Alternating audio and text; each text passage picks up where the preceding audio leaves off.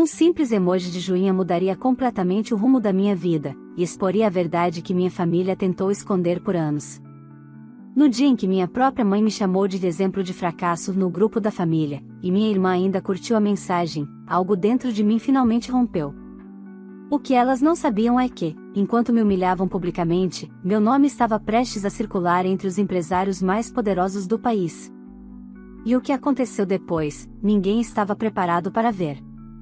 Investidores, escândalo familiar, uma festa que virou desastre e um segredo que minha irmã jamais imaginou que eu carregava. Se você estivesse no meu lugar, faria o mesmo? Prepare-se, essa história vai te prender do começo ao fim. Olá, seja bem-vindo ao canal Histórias Surpreendentes. Curta e se inscreva nesse canal, aproveite e ative as notificações, comente aqui de qual cidade você está assistindo, vou adorar saber e deixar um coração no seu comentário. Vale lembrar que os nossos vídeos não são relatos reais, são histórias voltadas apenas para o entretenimento. Toda a criação e edição são feitas pelo proprietário do canal. Desde pequena, eu aprendi a me encolher dentro da minha própria família. Enquanto minha irmã, Larissa, era tratada como a joia rara da casa, eu era apenas eu. A filha que não brilhava, que não chamava atenção, que não causava orgulho. Crescemos sob o mesmo teto, mas parecia que vivíamos em mundos completamente diferentes. Ela ganhava festas, aplausos, oportunidades, eu ganhava silêncio. E quando ousava querer algo além desse silêncio, o mínimo que recebia era um olhar atravessado da minha mãe, como se eu estivesse ocupando um espaço que não me pertencia. Eu achava que, com o tempo, tudo isso mudaria. Que, ao me tornar adulta, ao conquistar meu espaço, ao construir minha carreira, eles finalmente enxergariam valor em mim. Só que nada mudou, pelo menos não do jeito que eu imaginava. Meu trabalho, por mais importante que fosse, nunca parecia relevante o suficiente para eles.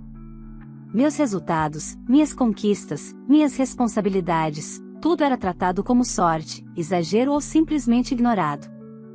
Enquanto isso, qualquer movimento que Larissa fizesse, mesmo mais simples, era celebrado como se ela tivesse reinventado o Brasil. Mas nada se comparou ao que aconteceu naquela terça-feira à noite. Estava no meu apartamento, exausta depois de um dia interminável, quando ouvi o som do WhatsApp. Era o grupo da família. Minha mãe tinha mandado uma mensagem longa, com aquele tom passivo-agressivo que ela usava quando queria ferir mas fingir delicadeza. Filha, não venha para a festa de aniversário da sua irmã. Os investidores dela estarão aqui, e sua presença pode prejudicá-la, já que você é o exemplo de fracasso da família. Li a frase de novo, para ter certeza de que não estava imaginando. Exemplo de fracasso. Ela não só pensava isso, ela teve coragem de escrever. No grupo. Diante de todos. E antes que eu pudesse reagir, vi a notificação, Larissa curtiu a mensagem. Logo em seguida, ela mesma respondeu, Mana, ano que vem te convido. Esse ano minha festa será mais sofisticada, e isso não combina muito com você. Nada pessoal. Eu senti uma fisgada no peito, um misto de incredulidade e alívio. Incredulidade porque, mesmo conhecendo minha família como eu conhecia, não imaginei que chegariam tão longe. E alívio, porque, naquele instante, algo dentro de mim finalmente acordou. Como se a vida estivesse mostrando, de forma cruel, mas necessária, que não havia mais nada ali para eu insistir. Respirei fundo, olhei para a tela iluminada e respondi apenas com um emoji de joinha. Não havia discussão possível. Eles não queriam minha presença? Então teriam exatamente o que pediram. Mal sabiam que aquele simples gesto, o emoji mais silencioso e cortante que eu já enviei, seria o ponto de virada. A fronteira entre o que eu era e o que eu me tornaria. Porque, a partir daquela noite, algo começou a mudar. Não apenas neles, mas principalmente em mim. Aquele aniversário, aquela mensagem, aquela humilhação gratuita, tudo isso seria o início de uma sequência de acontecimentos que nenhum deles jamais imaginou. E, pela primeira vez na vida, eu seria vista, não porque eu gritasse, implorasse ou tentasse provar meu valor, mas porque eles finalmente colheriam o que plantaram. Começava ali a história do preço que todos pagam quando acreditam que podem humilhar alguém para sempre sem consequências. Depois do emoji de joinha que enviei no grupo, coloquei o celular virado para baixo e tentei seguir com a minha noite. Mas, por mais que eu tentasse me distrair, a sensação de libertação estranha persistia. Era como se, depois de anos caminhando com pedras nos bolsos, eu finalmente tivesse decidido soltá-las. Pela primeira vez, não senti vontade de responder, justificar, explicar ou tentar defender meu valor. Eu simplesmente deixei que a própria crueldade deles falasse por si. Ainda assim, não vou mentir, doeu. Doeu como sempre doeu. Mas a dor, dessa vez, não veio sozinha. Veio acompanhada de uma clareza quase brutal. A clareza de que eu não devia nada àquela família. Nem presença. Nem explicações. Nem lealdade. Nem silêncio. Na manhã seguinte, acordei mais cedo do que o habitual. Ainda era madrugada quando caminhei até a janela do meu apartamento em Curitiba, observando as luzes dos prédios e os primeiros carros cruzando a avenida. Bebi meu café em silêncio, pensando em tudo o que havia acontecido, e percebi que um peso imenso começava a se desfazer dentro de mim. Talvez aquela fosse a primeira vez em anos que eu me sentia dona de mim mesma. Minha rotina continuou normalmente, ou pelo menos parecia normal para quem só enxergava de fora. Eu tinha reuniões importantes naquele dia, decisões a tomar e responsabilidades que sustentavam o trabalho que construí com esforço e competência. Nada ali tinha sido dado. Nenhuma oportunidade tinha surgido por sobrenome ou por indicação. Tudo era fruto do meu trabalho, enquanto minha família, distraída pelas luzes da irmã prodígio, jamais se deu ao trabalho de entender o que eu realmente fazia. No começo da tarde, meu celular apitou com uma mensagem privada da minha mãe. Filha, não leve para o lado pessoal. É só que a sua irmã precisa dessa festa. Esses investidores são importantes. Você entende, né? Nem respondi. Ela não queria conversar, queria que eu assimilasse calada o papel que sempre me atribuíram, o de enfeite apagado da família. Minutos depois, recebi uma ligação inesperada. Era Fabrício, um dos empresários com quem eu vinha negociando discretamente nos últimos meses. Ele parecia animado, quase eufórico. Conseguimos fechar a rodada preliminar. Os investidores querem te conhecer, e ele disse. Por um instante, fiquei em silêncio. Irônico. Justo quando eu estava sendo expulsa da festa sofisticada da minha irmã porque seria um suposto vexame para investidores, o meu próprio projeto, aquele que eu vinha construindo em silêncio, estava chamando a atenção de pessoas muito mais relevantes do que qualquer convidado do aniversário dela. Perfeito, respondi. Quando? Amanhã pela manhã. Eles querem uma apresentação sua. Senti um frio na barriga. Eu sabia que estava pronta. Havia trabalhado meses naquilo.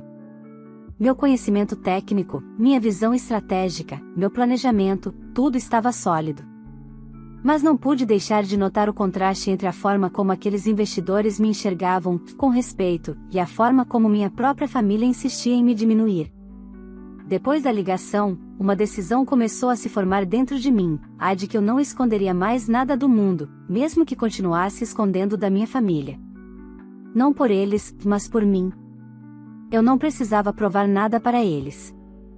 Mas também não precisava mais permitir que me tratassem como alguém menor.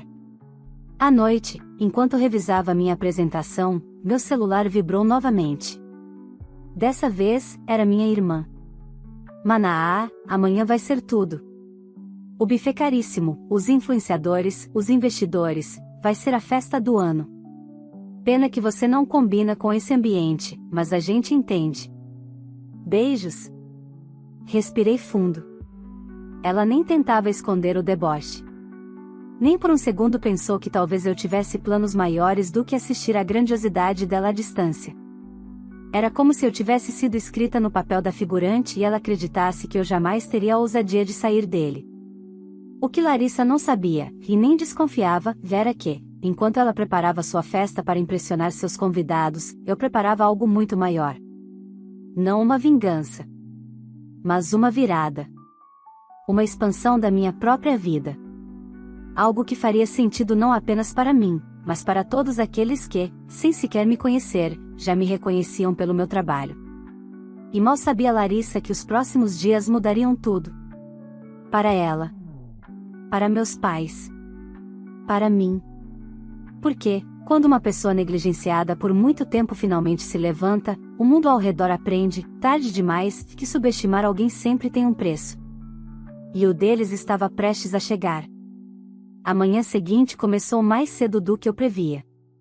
Não porque eu estivesse ansiosa, mas porque meu corpo parecia saber que aquele dia representava um divisor de águas. Tomei banho, me arrumei com calma e revisei mentalmente cada ponto da apresentação que eu faria aos investidores de Fabrício. Não era qualquer chance, era a oportunidade de consolidar um projeto que vinha crescendo em silêncio, sem holofotes, sem família posando para foto, sem comparações humilhantes. Enquanto me arrumava, o grupo da família explodia em mensagens sobre a festa da Larissa. Fotos do salão decorado, vídeos do buffet chegando, figurinos caros, arranjos de flores que deviam custar facilmente o salário mensal de muita gente. Meus pais escreviam como se estivessem organizando um evento de gala internacional, e minha irmã estava no centro de tudo, como sempre. Ignorei. Ocupa demais o que não agrega. Cheguei à reunião com 10 minutos de antecedência. A sala ficava em um prédio moderno no bairro Batel, em Curitiba, com uma vista que deixava qualquer um mais inspirado. Quando Fabrício me viu, abriu um sorriso satisfeito. Estão curiosos para te conhecer. Ele disse, falaram que gostaram muito do material em tramos. 4 investidores estavam sentados à mesa, todos atentos, todos profissionais, todos preparados para analisar minuciosamente o que tínhamos a oferecer. Cumprimentei cada um com firmeza. Eles me olharam com respeito imediato, algo que eu jamais recebi na minha própria casa. Comecei minha apresentação. Mostrei números, projeções, indicadores de crescimento. Mostrei potenciais de mercado, parcerias estratégicas e o mapa de expansão que eu vinha desenvolvendo. Nenhum tremor na voz. Nenhuma hesitação. Era o tipo de discurso que eu dominava, porque nasceu de mim, do meu esforço, da minha visão. Quando terminei, o silêncio na sala não era de dúvida, era de impacto. O investidor mais velho foi o primeiro a falar. Você tem uma visão muito clara e, principalmente, muito madura do setor. Sua estratégia é consistente. Poucas vezes vimos um planejamento tão completo. Os outros concordaram. E, para ser direto, acrescentou um deles, você não é apenas preparada. Você é uma liderança natural. Queremos seguir com o aporte. Arfei discretamente. Não de surpresa, mas de realização. Eu sabia que estava pronta. Nesse caso, respondi, vamos construir algo grande juntos.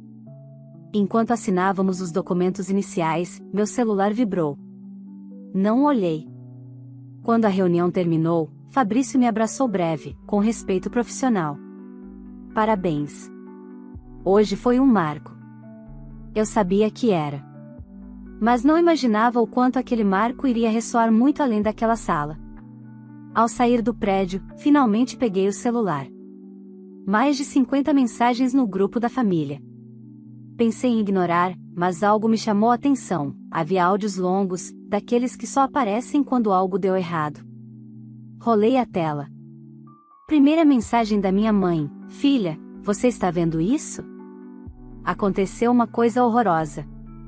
Depois, uma foto enviada pelo meu pai, aparentemente da festa, mas com cadeiras vazias, pratos intocados, e a decoração parecendo deslocada. Em seguida, um áudio de quase 2 minutos da minha irmã, com a voz embargada, porém não de arrependimento, era raiva pura. Toquei no play. Essa gente não aparece, mãe. Esses investidores só podem estar de brincadeira. Fizeram a gente se preparar, gastar uma fortuna, e nem apareceram. Avancei o áudio. Ela continuava, e ainda disseram que tiveram um compromisso urgente com uma tal de, como é mesmo o nome? Aquela que ninguém conhece? Aquela que não veio pra festa? A fulana lá, a incompetente. Minha mãe interrompia ao fundo, a sua irmã, Larissa. Eles foram ver a sua irmã. Silêncio. E depois, o grito abafado, a quê? Parei o áudio. respirei fundo. Não senti alegria. Não senti pena. O que senti foi justiça poética. A vida, às vezes, tem um timing que nem roteirista consegue inventar. Continuei ouvindo. Eles falaram que tinham uma reunião com ela. Com ela. Por quê? O que ela tem que eu não tenho? Por que marcaram justamente no dia da minha festa? Isso é falta de respeito.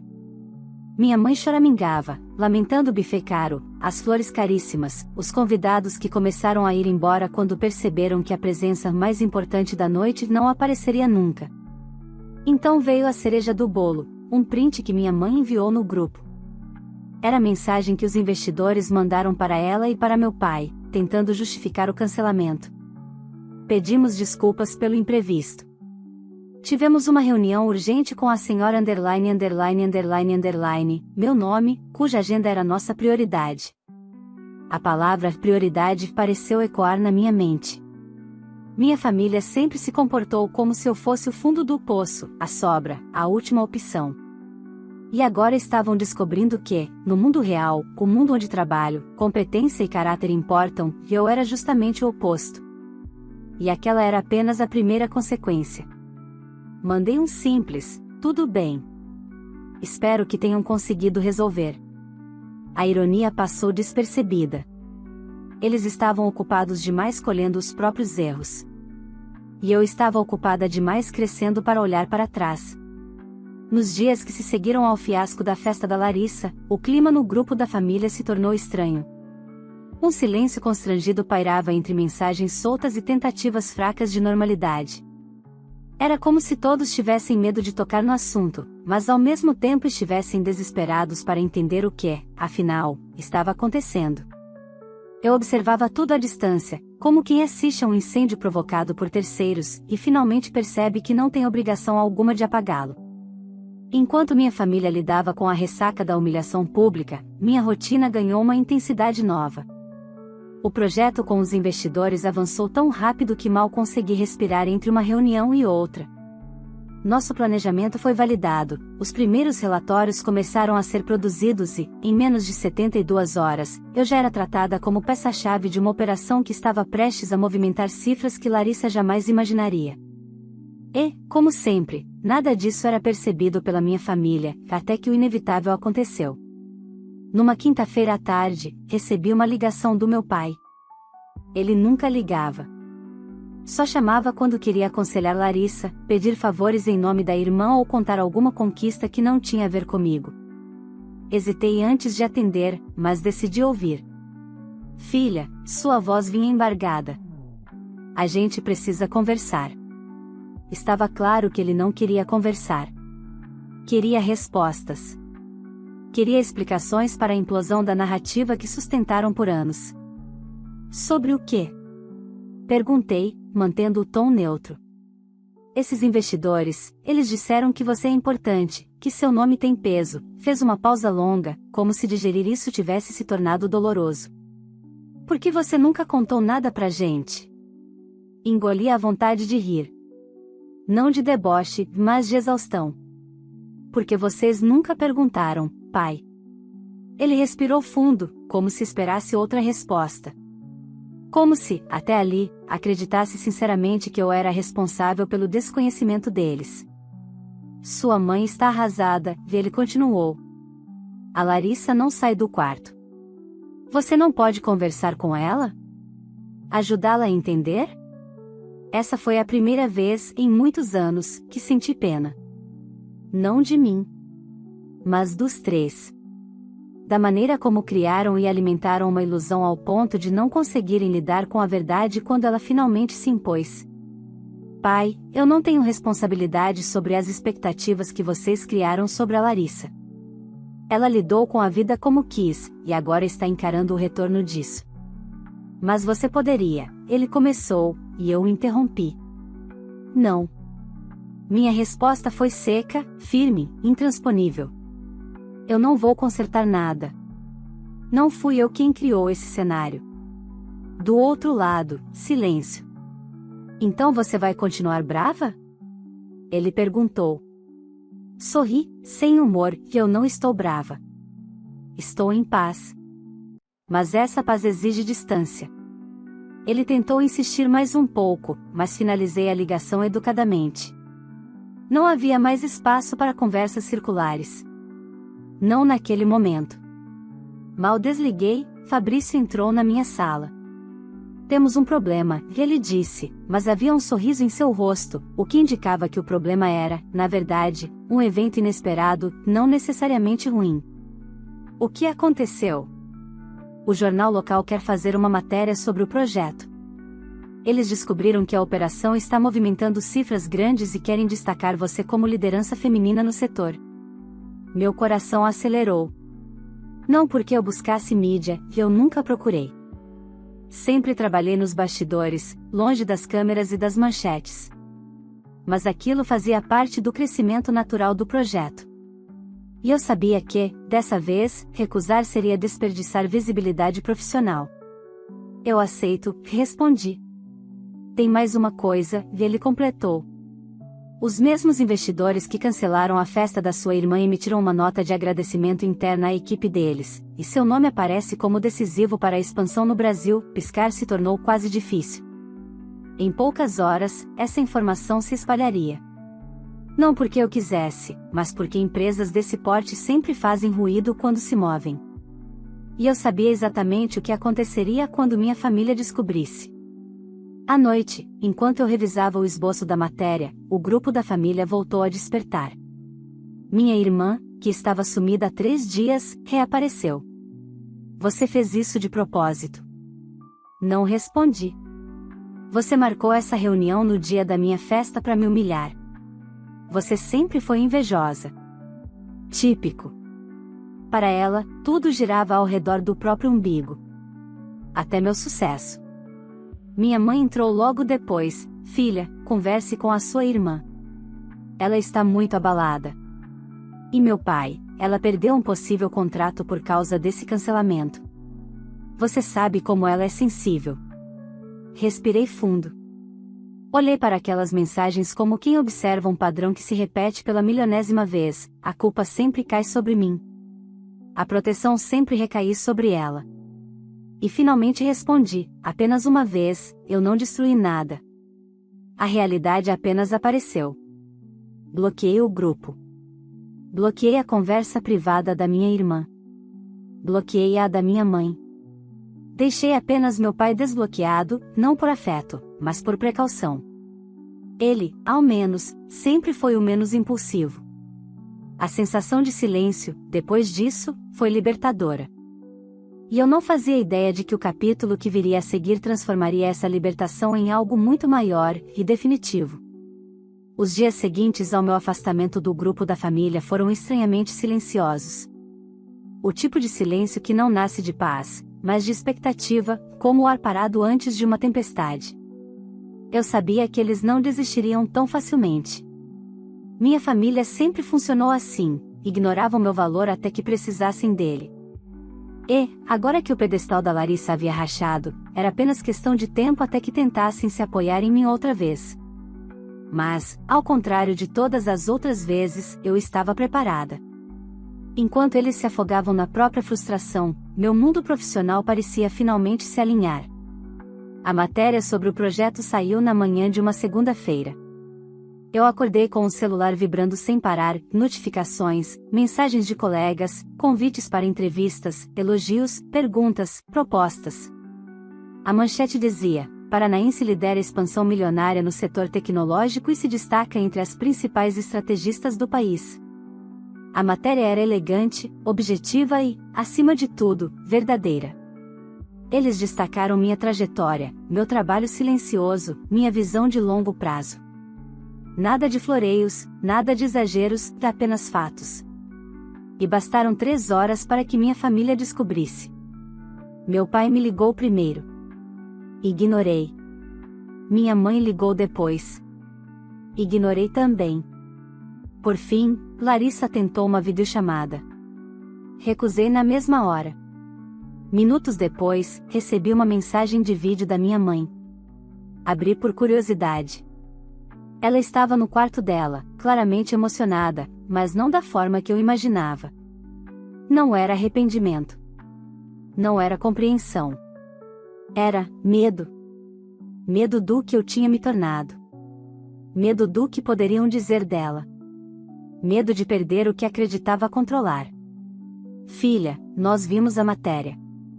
Não sabíamos que você era tão importante.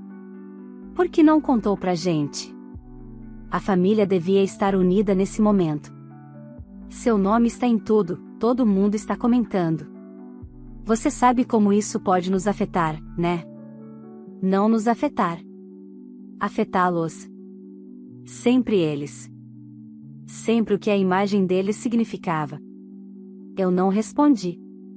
Apenas apaguei o vídeo. No mesmo dia, mais tarde, recebi um e-mail formal de um grande evento de negócios em São Paulo. Eles queriam que eu palestrasse como convidada especial no painel principal, ao lado de nomes que eu admirava há anos. Meu coração bateu forte. Era uma oportunidade enorme, do tipo que muda carreiras, que constrói reputações sólidas. Aceitei sem hesitar. E aí veio o elemento que mudaria o rumo de tudo. O evento seria patrocinado por várias empresas, inclusive a empresa em que Larissa trabalhava. Ao ver o logo dela na programação, fiquei em silêncio por alguns segundos. Não era coincidência. Era consequência. Eu não estava entrando no mundo dela.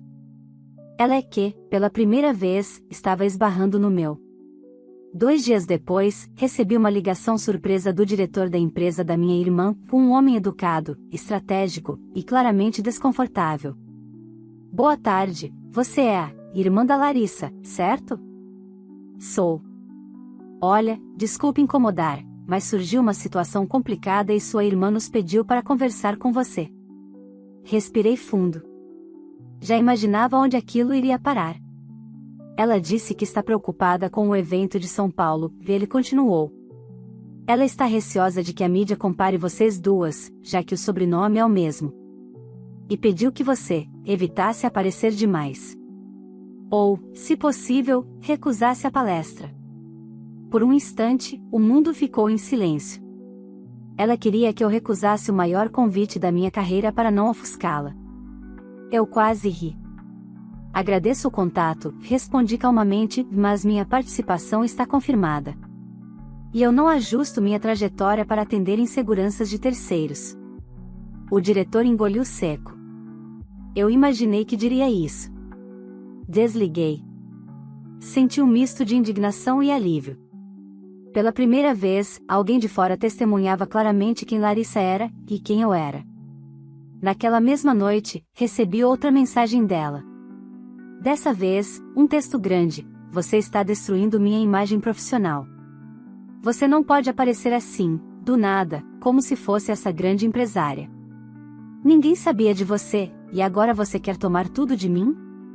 Eu sempre fui a filha bem-sucedida. Você está tirando isso de mim. Eu li cada linha com atenção. Cada palavra transbordava arrogância, medo e autopiedade. Mas havia algo novo ali. O início da percepção de que o mundo não orbitava ao redor dela. E eu respondi, pela primeira vez desde tudo aquilo, eu não tomei nada. Você só está enxergando, pela primeira vez, que seu sucesso sempre foi frágil demais para suportar a existência de outra pessoa ao seu lado. Após enviar, bloqueei definitivamente o número dela. E foi naquele momento que percebi, a ruptura havia ocorrido. Não era mais sobre a festa dela. Não era mais sobre investidores. Não era sobre família. Era sobre liberdade. Eu finalmente tinha cortado o último fio que me prendia a uma dinâmica que sempre me machucou. E no dia da palestra em São Paulo, quando subi ao palco, uma sensação tomou conta de mim, a de que eu nunca mais voltaria para aquele lugar onde me colocaram. Nunca mais. E o que aconteceria depois disso? Bem, isso seria revelado no último capítulo. O auditório em São Paulo estava lotado quando cheguei. Pessoas conversavam animadas, câmeras sendo posicionadas, telões ajustados, e uma energia de expectativa pairava no ar. Eu me sentei na área reservada para palestrantes e respirei fundo. Não era nervosismo, era consciência. consciência de que aquele momento simbolizava muito mais do que uma simples palestra. Era, de certa forma, o ponto final de uma história que eu carregara por anos, sem nunca perceber o quanto ela pesava. Quando meu nome foi anunciado, houve aplausos que ecoaram pelo salão inteiro. Subi ao palco com passos firmes, e ao olhar para o público, percebi que não havia mais vestígios da mulher que um dia duvidou de si mesma para caber no espaço que a família permitia. A versão que agora falava ao microfone era inteira. Livre. Completa. Minha fala foi segura, clara, objetiva. Expliquei o projeto, os impactos no mercado, o potencial de inovação. Mas, sobretudo, falei sobre trajetória. Não a minha diretamente, mas sobre como o mundo costuma aplaudir quem brilha, sem perceber quantas vezes esse brilho nasce no silêncio de quem não é visto. E quando terminei, as pessoas se levantaram. Aplaudiram de pé. E naquele instante, tive certeza, eu nunca mais seria pequena para caber no espaço que minha família havia delimitado. Após a palestra, ainda conversava com alguns empresários quando reparei numa notificação insistente no meu celular. Era meu pai. Várias ligações perdidas. Depois, minha mãe. Depois, um número desconhecido. Suspirei e, por curiosidade, abri a mensagem recebida. Era do diretor da empresa da Larissa. Precisamos conversar. Seu nome foi mencionado em algumas reuniões internas. Acho importante que você saiba o que está acontecendo. Respondi com educação, agendando uma ligação rápida. Quando ele me retornou, ouvi a voz tensa do outro lado. Sua irmã está em situação complicada. Depois da matéria sobre você, alguns investidores começaram a questionar a credibilidade de projetos dela. Querem entender como uma empresa que valoriza transparência convivia com discursos tão exagerados. Exagerados. Ele escolheu a palavra certa. Larissa sempre pintou a própria carreira como grandiosa demais, sólida demais, perfeita demais. A entrada repentina do meu nome no mercado tinha criado um contraste incômodo. Eles estão solicitando uma reavaliação interna, e ele continuou. E, sinceramente, acho que ela está com medo. A imagem dela depende muito mais de aparência do que de resultado. Eu não respondi imediatamente. Não porque estivesse chocada, mas porque estava cansada.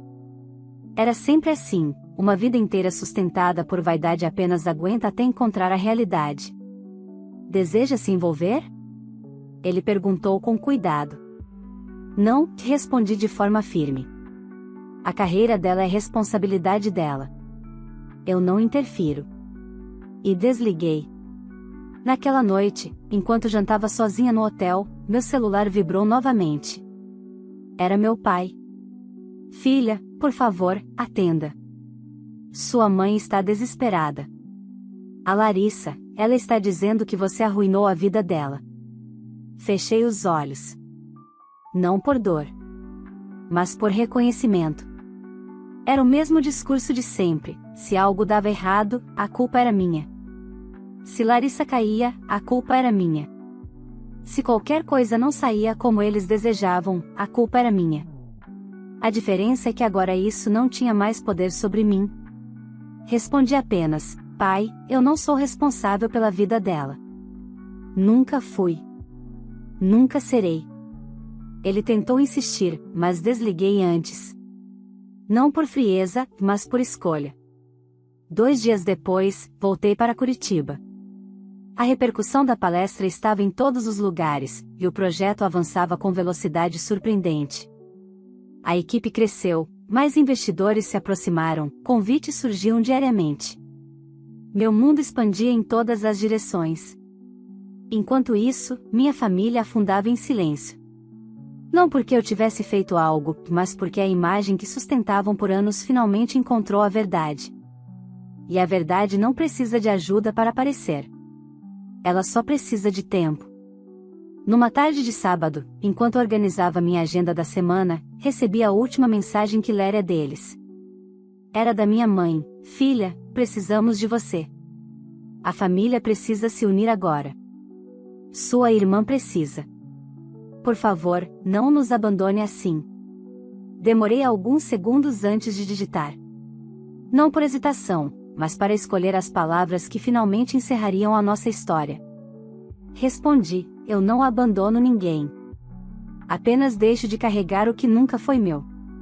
Desejo que vocês encontrem o caminho de vocês. O meu já não passa mais por aí. Enviei. Bloqueei. E senti, pela primeira vez, um silêncio que não pesava, mas libertava. Naquela noite, saí para caminhar pela cidade.